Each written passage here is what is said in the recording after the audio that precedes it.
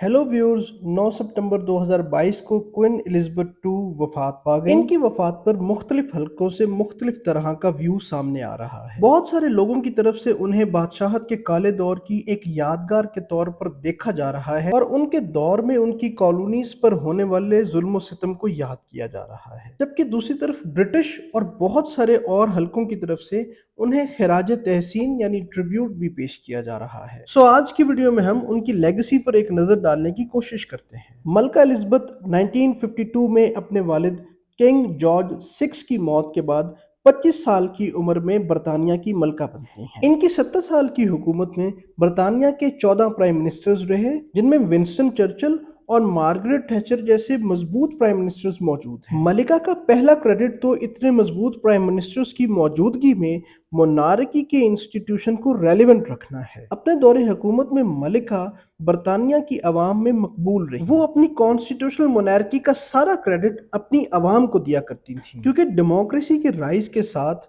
Monarchy की अहमियत में कमी होती चली गई थी। तो मलिका को अपनी कम होती हुई पावर के साथ साथ अपने इंस्टीट्यूशन को रेलेवेंट रखना मुश्किल था। ये सिर्फ और सिर्फ आवाम की कंसेंट के साथ ही मशरूत। मगर इस मकबूलियत के बावजूद मलिका सियासी मामलात पर बहुत कम अपना ओपिनियन दिया करती थी। इस खामोशी ने मकबूलियत के बावजूद उनकी पर्सनैलिटी की मिस्ट्री को कायम रखा और बरतानिया की अवाम उन्हें हुक्मरान की बजाय एक मदरली फिगर के तौर पर देखती थी। मगर ये खामोशी लेडी डायना की वफात के वक्त मलिका की मकबूलियत में कमी का बायस भी बनी और आज भी बहुत सारी कॉन्स्पिरेसी थ्योरीज इस मौत को एक्सप्लेन करने के लिए रॉयल फैमिली को इसका जिम्मेदार करार देती हैं। इसके साथ साथ प्रिंस हैरी और मेगन मर्कल की शादी ने एक दफा फिर से रॉयल फैमिली पर रेसिस्ट होने के इल्जामात को हवा दी, क्योंकि रॉयल फैमिली ने मेगन मर्कल को रेसिस्ट हमलों से बचाने की कुछ खास कोशिश नहीं की थी।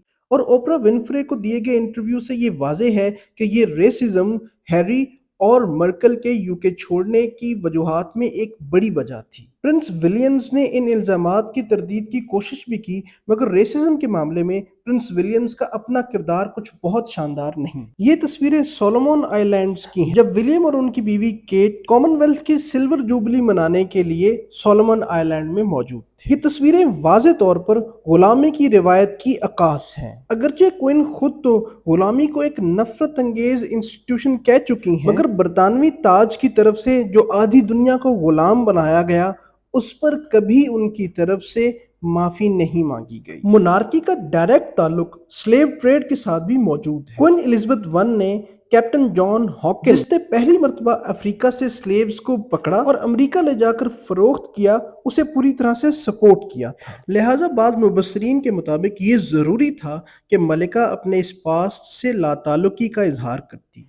इसके अलावा आज भी 14 ममालिक ब्रिटिश ओवरसीज टेरिटरीज के नाम से बरतानिया के कंट्रोल में हैं। इन टेरिटरीज को ब्रिटिश ओवरसीज टेरिटरीज का नाम 2002 के बाद दिया गया, जबकि 1983 से पहले ये ब्रिटिश क्राउन कॉलोनीज ही कहलाती थी। इन कॉलोनीज से आज भी बरतानिया को खिराज मिलता है और ये ब्रिटिश इंपीरियलिज्म का मुंह बोलता सबूत है। इसके अलावा इस बात में भी कोई शक नहीं कि रॉयल फैमिली की दौलत का बेशतर हिस्सा कॉलोनीज से लूटी गई दौलत पर मुश्तमिल है, जिसकी एक छोटी सी मिसाल कोह-ए-नूर हीरा है, जो हिंदुस्तान से लूटा गया और 1877 से ब्रिटिश क्राउन में सजाया जाता है। इसके साथ साथ क्वीन एलिजाबेथ के दौरे हुकूमत में बरतानिया की तरफ से बहुत सारे जालिमाना इकदाम उठाए गए, जिसकी उन्होंने कभी मुखालफत नहीं की, जिसमें विंस्टन चर्चिल की तरफ से कीनिया के बहुत सारे इलाकों को सिर्फ वाइट लोगों के रहने के लिए खाली करवाना, इराक वॉर, प्रिंस हैरी का ना सिर्फ अफगानिस्तान की जंग में शिरकत करना बल्कि इस पे फख्र भी करना और लिबिया में यूके की हिमायत के साथ नेटो का इंटरफेयर करना शामिल है। हम इस पर तो डिबेट कर सकते हैं कि इन वाकयात को रोकने के लिए कॉन्स्टिट्यूशनली क्वीन एलिजाबेथ कोई किरदार अदा कर सकती थी या नहीं, मगर इन वाकयात पे चुप रहना किसी भी तरह डिफेंड नहीं किया जा सकता। इसकी एक तो जी ये भी पेश की जाती है कि ये तमाम मामलात पॉलिटिकल थे, इसलिए क्वीन एलिजाबेथ इनसे दूर रही, मगर दर हकीकत ऐसा अपनी मोनार्की को महफूज रखने के लिए किया गया। और दोस्तों, मोनार्कीज अपने वजूद में हमेशा रेसिस्ट होती हैं, क्योंकि वो सिर्फ एक खानदान की हुकूमत पे यकीन रखती हैं। लिहाजा ये सारे का सारा पॉलिटिकल और historical baggage queen Elizabeth II की शख्सियत को ایک متنازع شخصیت بناتا ہے، کیونکہ دوستو اپنے پاسٹ کو ایکنالج کیے بغیر آگے بڑھنا ناممکن ہے۔ پرنس چارلز جو اب برٹن کے نئے monarch بنے ہیں، سلیو ٹریڈ کی بدولت لوگوں پر جو ظلم کیا گیا اسے ایکنالج کر چکے ہیں، مگر اس کے باوجود یہ بہت مشکل ہے کہ برطانیہ کا شاہی خاندان کبھی کھل کر ریسزم کی مخالفت کرے گا۔ اس کی وجہ ہم آپ کو بتا چکے کہ monarchies اپنی اصل میں ریسسٹ ہی ہوتی ہیں، اور انفارچونیٹلی 21ویں صدی میں بھی یہ آپریشن پر مبنی انسٹیٹیوشن قائم رہے گا۔ ویڈیو پسند آئی ہو تو اسے لائک کریں، شیئر کریں، چینل کو سبسکرائب کریں اور مزید ویڈیوز کے لیے ہمارے ساتھ رہیں۔